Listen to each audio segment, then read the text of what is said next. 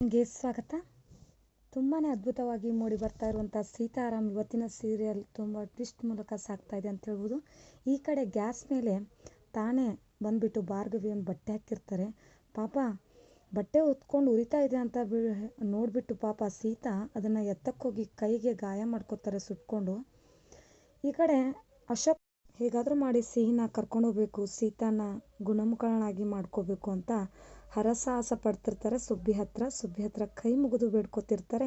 ನಿನ್ನೆ ಏನು ಷರತ್ತುಗಳು ಹೇಳು ಅಂತ ಇಲ್ಲಿ ಅಶೋಕ್ ಸುಬ್ಬಿನ ಕೇಳ್ತಿದ್ದಾರೆ. ಹೌದು, ನನ್ನ ಷರತ್ತುಗಳು, ನಾನು ನಿಮ್ಮ ಮನೆಗೆ ಬರೋದಕ್ಕೆ ನಮ್ಮ ತಾತನಿಗೆ ನೀವು ದುಡ್ಡು ಕೊಡಬೇಕಾಗತ್ತೆ, ಅದಕ್ಕೆ ಒಪ್ಪಿಗೆ ಬೇಕು ನಿಮ್ಮದು.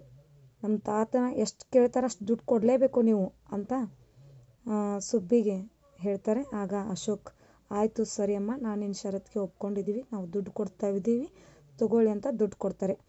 ಆಮೇಲೆ ಅವ್ನು ಕಿಟ್ಟಿರ್ತಾನಲ್ಲ, ಅವನಿಗೆ ಸೀತಾ ಅಂದರೆ 3 ಮಕ್ಕಳು ಒಟ್ಟಿಗೆ ಇರ್ತಾರಲ್ಲ, ಅವನು ಒಂದು ಒಳ್ಳೆ ಸ್ಕೂಲಿಗೆ ಹಾಕಬೇಕು ಅಂತ ಹೇಳ್ತಾರೆ ಸುಬ್ಬಿ.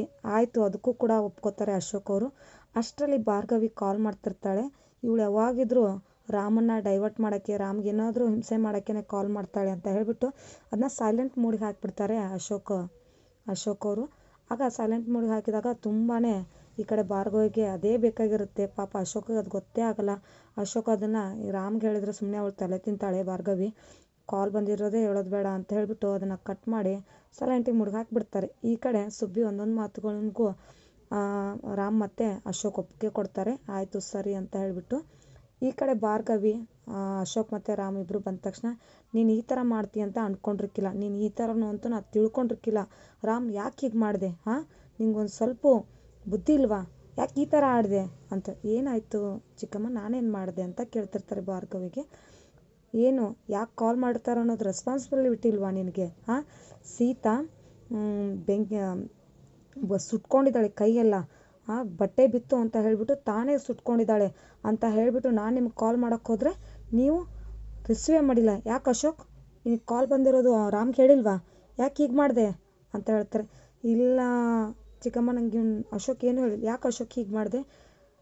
ಬಟ್ಟೆ ಚಿಕ್ಕಮ್ಮ ಕಾಲ್ ಮಾಡಿರೋದು ಯಾಕೆ ಹೇಳಿಲ್ಲ ಅಂತ ಅಶೋಕ್ ಕೂಡ ತುಂಬ ಅಶೋಕನ ಮೇಲೆ ತುಂಬ ರಾಂಗ್ ಆಗ್ತಾನೆ.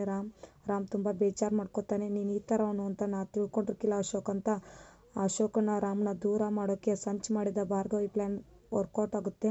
ಪಾಪ ಅಶೋಕ್ಗೆ ಡಿಸಪಾಯಿಂಟ್ ಆಗಿದ್ದಾರೆ. ರಾಮ್ ಅದನ್ನ ಅರ್ಥ ಮಾಡ್ಕೋತಾರ ಅಥವಾ ಸೀತಾಗಿ ಹೀಗೆಲ್ಲ ಆಯ್ತು, ರಾಮ್ ಅಶೋಕ್ ಏನೂ ಹೇಳಿಲ್ವಾ ಅಂತ ತುಂಬ ಮನಸ್ಸಿಗೆ ನೋವು ಪಡ್ಕೊಂಡಿದ್ದಾರೆ.